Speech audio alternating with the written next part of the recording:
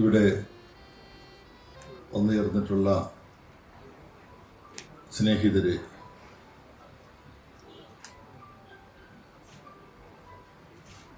ആദ്യമായി ഈ കാലഘട്ടത്തിൽ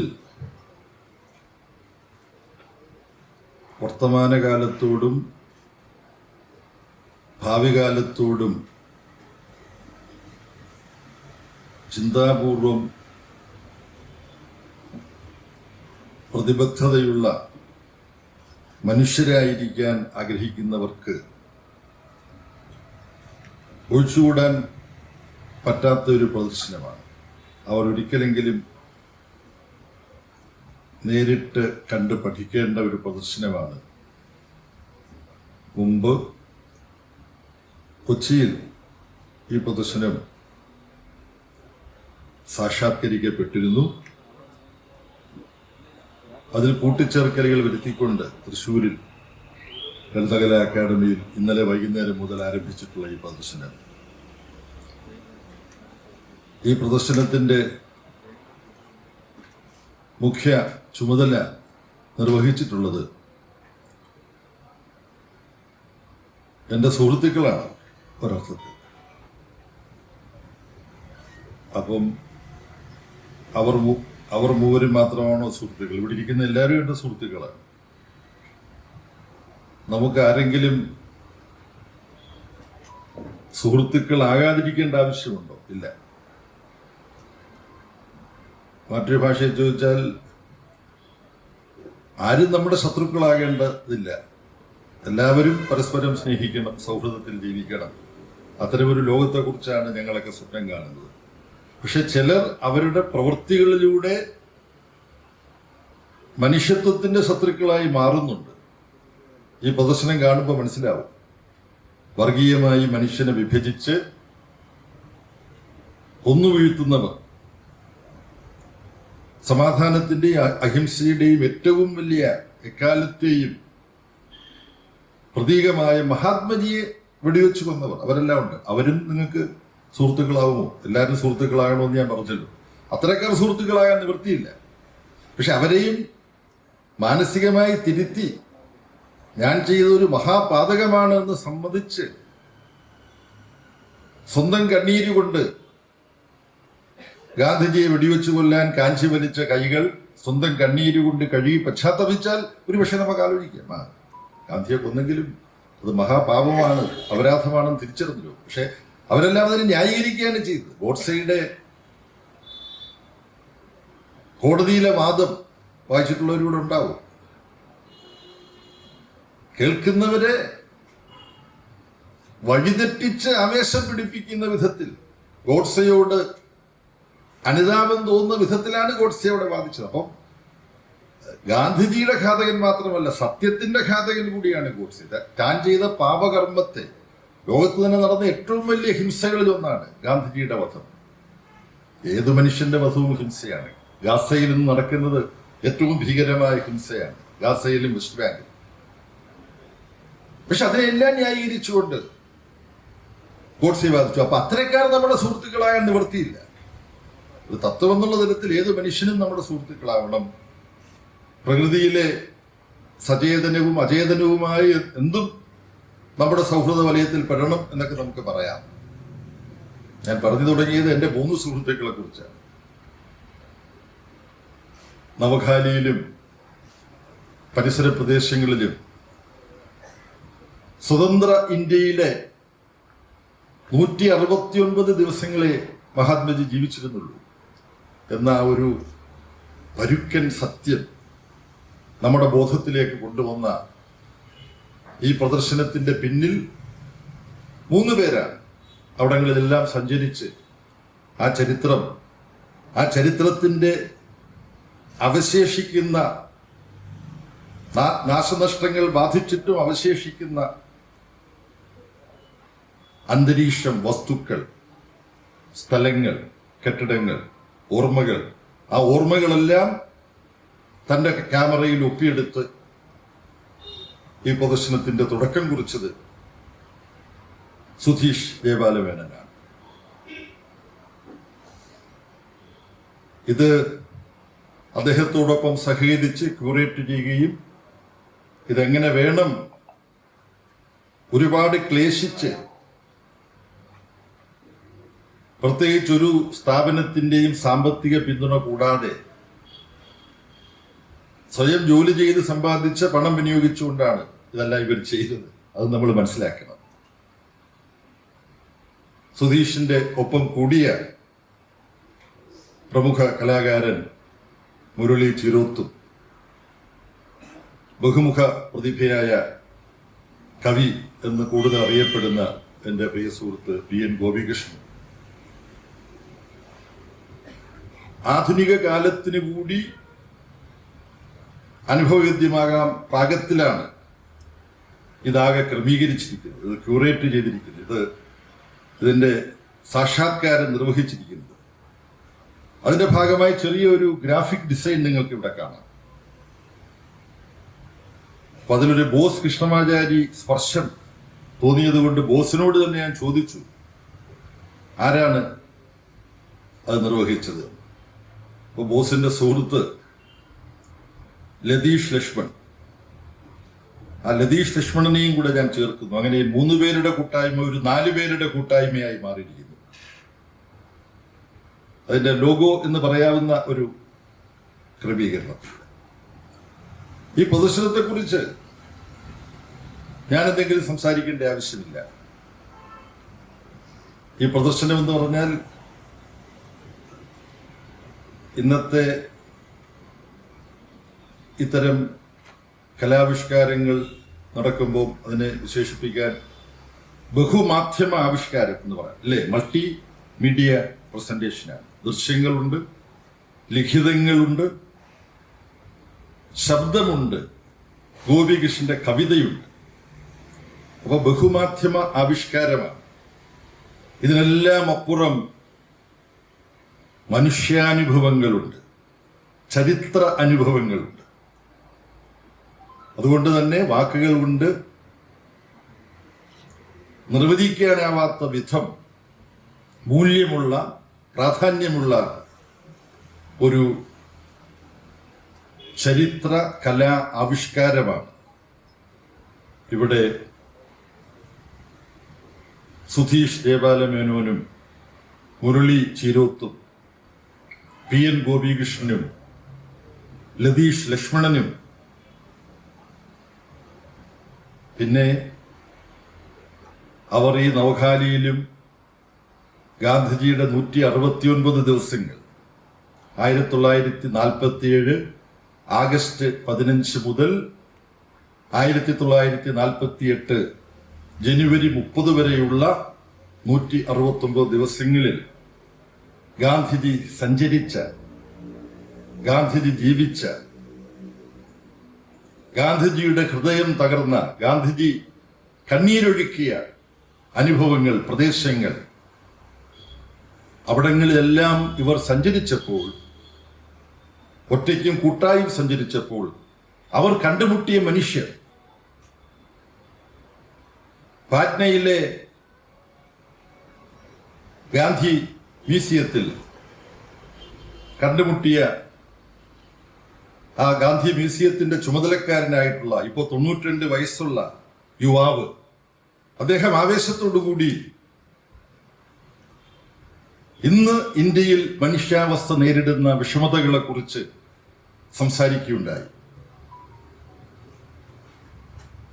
ഭഗത് സിംഗും സുഭാഷ് ചന്ദ്രബോസും AKജിയും മഹാത്മാഗാന്ധിയും അബുൽ കലാം ആസാദും സരോജിനി നായിഡുവും മുസഫർ അഹമ്മദും അങ്ങനെ ലക്ഷക്കണക്കിന് സ്വാതന്ത്ര്യ സമര പോരാളികൾ സ്വപ്നം കണ്ട ഇന്ത്യ.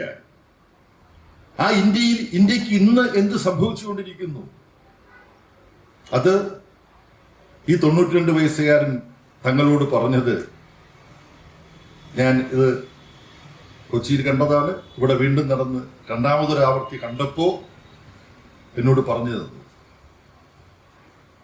അദ്ദേഹം ഇന്ത്യയിൽ ഇന്ന് സംഭവിച്ചുകൊണ്ടിരിക്കുന്ന വാക്കുകൾ കൊണ്ട് വിവരിക്കാൻ കഴിയാത്ത ദുരവസ്ഥ,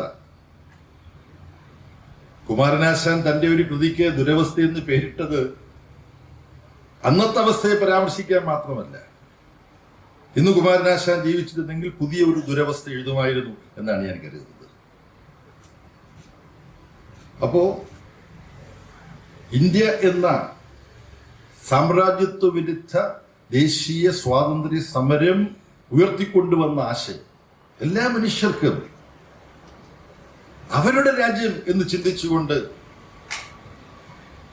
പരസ്പരം സ്നേഹിച്ചും ഇടയ്ക്കൽപ്പം വഴക്കിട്ടും ഉടൻ തന്നെ ആ വഴക്ക് പുറത്തും സ്നേഹിച്ച് ജീവിക്കുന്ന ഒരു ഇന്ത്യ, എല്ലാവരുടെയും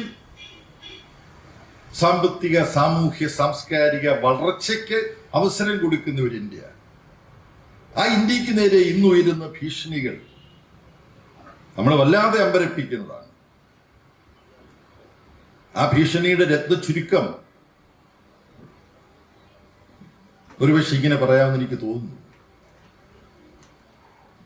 മഹാത്മജിയും ഇന്ത്യ എന്ന ആശയവും വധിക്കപ്പെടുന്ന ഒരവസ്ഥ, ആ അവസ്ഥയ്ക്ക് പിന്നിൽ ഇന്ത്യയിലെ പ്രതിരോധ ശക്തികൾ, വർഗീയ ഫാസിസ്റ്റ് സ്വഭാവമാർജിക്കുന്ന ഇന്ത്യയിലെ ശക്തികൾ, ആ ശക്തികൾ തന്നെയാണ് ഇന്ത്യ എന്ന ആശയത്തിനെതിരെയുള്ള ഏറ്റവും വലിയ ഭീഷണി. പക്ഷെ ആ ഭീഷണി ഏറ്റവും ക്രൂരമായി, ഏറ്റവും ഹീനമായി, ഏറ്റവും ബീഭത്സമായി ആവിഷ്കരിക്കപ്പെട്ടത് മഹാത്മജിയുടെ വധത്തിലൂടെയാണ്. മഹാത്മജിയെ വധിക്കാൻ ഗോഡ്സെയാണ് വധിച്ചത് എന്ന് നമുക്കറിയാം. പക്ഷെ ഗോഡ്സെ ഒരു ഉപകരണം മാത്രമായി. മതത്തിന്റെ അടിസ്ഥാനത്തിൽ മനുഷ്യനെ ഭിന്നിപ്പിച്ച് വർഗീയ വികാരത്തിന് വിധേയരാക്കി ആരെയും വധിക്കാൻ നിങ്ങൾ പുറപ്പെടണം എന്ന ആശയം വർഗീയതയെ ആസ്പദമാക്കി വർഗീയതയെ എതിർക്കുന്ന മതനിരപേക്ഷതയ്ക്കും സമാധാനത്തിനും പുരോഗതിക്കും വേണ്ടി നിലകൊള്ളുന്നവരെ വകവരുത്തണമെന്ന വർഗീയ ഫാസിസ്റ്റ് ആശയമാണ് മഹാത്മജിയെ വധിച്ചത്. ആ ആശയം ഉപയോഗിച്ച ഒരു ഉപകരണമായിരുന്നു ഗോഡ്സെ. അപ്പൊ വർഗീയതയുടെ ഉപകരണമായ ഗോഡ്സെ ഗാന്ധിയെ വധിക്കാൻ ശരിക്കും ഒരായുധം കൂടി ഉപയോഗിക്കേണ്ടി വന്നു. ഗോഡ്സെ ഒരായുധമായിരുന്നു, വർഗീയതയുടെ ആയുധമായിരുന്നു. ആ വർഗീയതയുടെ ആയുധമായ ഗോഡ്സെ ഇറ്റലിയിൽ നിർമ്മിച്ച ഒരു പിസ്റ്റൾ ഉപയോഗിച്ചാണ് മഹാത്മജിയെ വെടിവെച്ചു വന്നത്. ഇറ്റലി അറിയപ്പെടുന്നത് ഫാസിസത്തിന്റെ ജന്മഗൃഹം എന്ന പേരിലാണ്. മുസോളിനിയുടെ നാടാണ് ഇറ്റലി. അപ്പൊ ഫാസിസ്റ്റ് മുസോളിനിയുടെ ഇറ്റലിയിൽ നിർമ്മിച്ച ഒരു തോക്ക് ഉപയോഗിച്ച് വർഗീയതയുടെ ഉപകരണമായിരുന്ന ഘാതകൻ ഗോഡ്സെ മഹാത്മജിയെ വെടിവെച്ചു കൊന്നു. ആ ഇറ്റാലിയൻ തോക്ക് ഇപ്പോഴും ഈ വർഗീയ ശക്തികളുടെ കയ്യിലുണ്ട്. ഗാന്ധിജിയെ വകവരുത്തിയ അതേ തോക്ക് ഉപയോഗിച്ചാണ് കൽബുർഗിയെ വകവരുത്തിയത്, ദാബോൽക്കറെ വകവരുത്തിയത്, ഗൗരി ലങ്കേഷിനെ വകവരുത്തിയത്. തോക്കുകൊണ്ട് വെടിവെച്ചല്ല, തല്ലിക്കൊല്ലുകയാണ് ചെയ്തത് പഹ്ലു ഖാനെയും അഖ്ലാഖിനെയും അങ്ങനെ മറ്റനേകരെയും. ഇവിടെ ആഭ്യന്തര ഫാസിസ്റ്റുകളും ആഗോള ഫാസിസ്റ്റുകളുമായിട്ടുള്ള അക്രമ പദ്ധതിയിലെ ഒരു കൂട്ടുകെട്ട് നമുക്ക് കാണാൻ കഴിയുന്നുണ്ട്. ആ കൂട്ടുകെട്ട് തുടരുകയാണ് ഇന്ത്യയിൽ. അത് നമ്മളെ ഓർമ്മിപ്പിക്കുന്നു. ഈ പ്രദർശനം നമ്മളെ ചിന്തിപ്പിക്കുന്നു, നമ്മളെ കർമ്മോന്മുഖരാക്കുന്നു. നമ്മൾ വേണ്ടത്ര കർമ്മോന്മുഖരാകാത്തതിന്റെ പേരിൽ നമ്മളെ വിമർശന വിധേയമാക്കുന്നു ഈ പ്രദർശനം. നമ്മളെയൊക്കെ വിമർശിക്കുന്നുണ്ട് ഈ പ്രദർശനം. പക്ഷെ ആ വിമർശനം ഉൾക്കൊണ്ടുകൊണ്ട് വർഗീയതയ്ക്കെതിരായിട്ടുള്ള ആധുനിക ഫാസിസ്റ്റ് പ്രവണതകൾ, നവഫാസിസ്റ്റ് പ്രവണതകൾക്കെതിരായിട്ടുള്ള സമരത്തിൽ നമ്മൾ കൂടുതൽ പ്രതിജ്ഞാബദ്ധരാവുക, നാം പറയേണ്ടത് പറയുക, നാം ചെയ്യേണ്ടത് ചെയ്യുക. തെറ്റിദ്ധരിക്കപ്പെടുന്നവർ, വഴിതെറ്റിക്കപ്പെടുന്നവർ, അവരോട് ക്ഷമാപൂർവം സംസാരിച്ച് അവരെ അവരുടെ അബദ്ധ പാതയിൽ നിന്ന്, അക്രമത്തിന്റെയും ഹിംസയുടെയും മനുഷ്യവിരുദ്ധതയുടേതുമായ പാതകളിൽ നിന്ന് എത്ര പേരെ രക്ഷിച്ചെടുക്കാൻ കഴിയും, തിരുത്തിയെടുക്കാൻ കഴിയും എന്ന് നമ്മൾ ആലോചിക്കുക. ജനങ്ങൾ, മനുഷ്യർ അടിസ്ഥാനപരമായി നല്ലവരാണ്. അവർ വഴിതെറ്റിക്കപ്പെടുന്നു എന്നുള്ളതാണ്. അവർ വഴിതെറ്റിക്കപ്പെടുന്നു എന്നല്ല പറയേണ്ടത്, അവർ വഴിതെറ്റിക്കപ്പെടാൻ നമ്മൾ അനുവദിക്കുന്നു. പൊതുപ്രവർത്തകർ, രാഷ്ട്രീയ പ്രവർത്തകർ, സാംസ്കാരിക പ്രവർത്തകർ അവരുടെ ജോലി വേണ്ടും വിധം ചെയ്യാത്തത് കൊണ്ടാണ്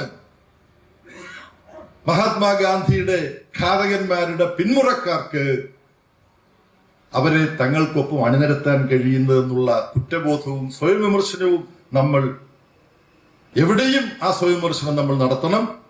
ഈ പ്രദർശനം നടക്കുന്ന തൃശ്ശൂരിൽ ജീവിക്കുകയും പ്രവർത്തിക്കുകയും ചെയ്യുന്നവർ ആ സ്വയം വിമർശനം കൂടുതൽ ഗൗരവത്തോടുകൂടി ഏറ്റെടുക്കണം. അതിന്റെ കാരണം ഞാൻ വിശദീകരിക്കേണ്ടതില്ലല്ലോ.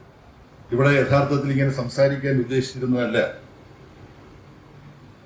സുധീഷും ഗോപികൃഷ്ണനും മുരളിയും മറ്റു സുഹൃത്തുക്കളും ഇവിടെ തൃശ്ശൂരിൽ കുറെ മാറ്റങ്ങളോടുകൂടി പ്രദർശനം പുനരാവിഷ്കരിക്കുന്നുണ്ട്. അല്പസമയം അവിടെ വന്നിട്ട് പോകണം എന്ന് പറഞ്ഞപ്പോൾ എൻ്റെ ഒരു കടമ എന്നുള്ള നിലയിൽ ഞാനത് സമ്മതിച്ചതാണ്. ഈ പ്രസംഗം കേൾക്കേണ്ടി വന്നതുകൊണ്ട് നിങ്ങൾക്ക് ആർക്കെങ്കിലും വല്ല പ്രയാസം ഉണ്ടായിട്ടുണ്ടെങ്കിൽ ഞാൻ അതിന് ഉത്തരവാദിയല്ല. പ്രസംഗിക്കാനായിട്ടിട്ടല്ല ഞാനിവിടെ വന്നത്. പ്രസംഗിക്കണം എന്ന് സംഘാടകർ പറഞ്ഞു. പിന്നെ തൊഴിലിന്റെ ഭാഗമായതുകൊണ്ട് ശരി, നിങ്ങൾ നിർബന്ധിക്കുന്നുണ്ടെങ്കിൽ അതാകാം എന്ന് മാത്രം പറഞ്ഞതാണ്. ഇങ്ങനെ ഒരു രംഗമേ എൻ്റെ മനസ്സിലുണ്ടായിരുന്നില്ല.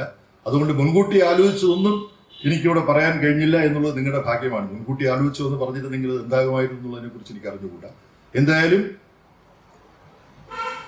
സുധീഷ് ജയപാലമേനോനെയും PN ഗോപികൃഷ്ണനെയും മുരളി ചീരോത്തിനെയും ലളിതകലാ അക്കാദമിയെയും ഇതിൽ സഹകരിച്ച തൃശ്ശൂരിലെ പൗരാവലിയെയും വളരെ ശക്തമായ ആധുനികമായ ഒരു മഹാത്മജിയെ ഈ കാലത്തിനും ഇന്നത്തെ യുവത്വത്തിനും ഒക്കെ ഗാന്ധിജിയെ പരിചയപ്പെടുത്തുന്ന വിധത്തിൽ ഈ ദണ്ഡി മാർച്ചിൽ വടിയും കുത്തി മുന്നോട്ട് നീങ്ങുന്ന ഗാന്ധിജിയെ രൂപകൽപ്പന ചെയ്ത് ആവിഷ്കരിച്ച ലതീഷ് ലക്ഷ്മണനെയും ഒക്കെ അനുമോദിക്കുന്നു.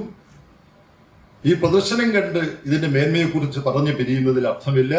ഈ പ്രദർശനം ഉയർത്തുന്ന ചോദ്യങ്ങൾ ഈ സമൂഹം ഏറ്റെടുക്കണം, സമൂഹം ചോദിക്കണം, നമ്മളെല്ലാം ചോദിക്കണം.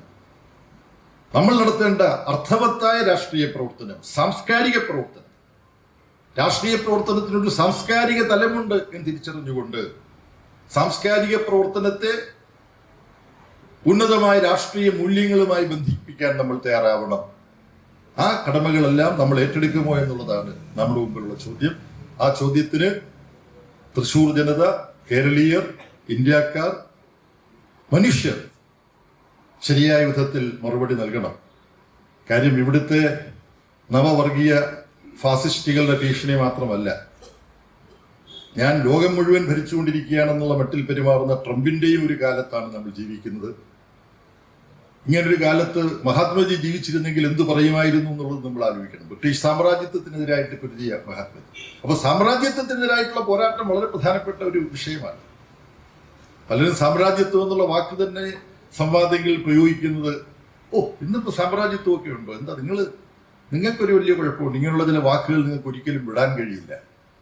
പുതിയ രൂപത്തിൽ സാമ്രാജ്യത്വം ലോകത്തിന്റെ മേൽ ആധിപത്യം ചെലുത്താൻ ശ്രമിക്കുമ്പോൾ മഹാത്മജി സാമ്രാജ്യത്വത്തിനെതിരായിട്ട് പൊരുതി.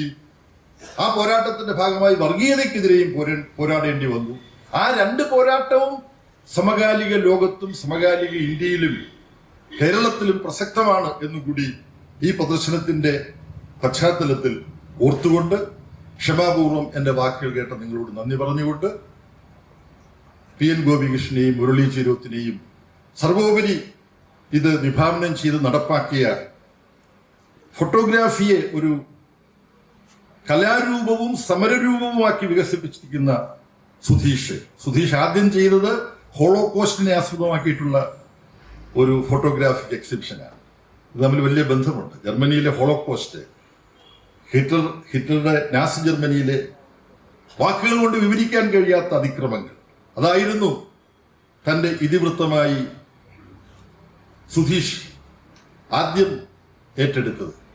രണ്ടാമത്തെ, ഇത് രണ്ടും തമ്മിലൊരു നാഭീനാള ബന്ധമുണ്ട്, രാഷ്ട്രീയവും സാംസ്കാരികവുമായ ഗാഠമായ ബന്ധം ഉണ്ട് എന്നുകൂടി ഓർത്തുകൊണ്ട് ഇവരെല്ലാം ഹൃദയപൂർവ്വം അനുമോദിച്ചുകൊണ്ട് ഞാൻ എൻ്റെ വാക്കുകൾ ഉപസംഹരിക്കുന്നു. നന്ദി, അഭിവാദനങ്ങൾ.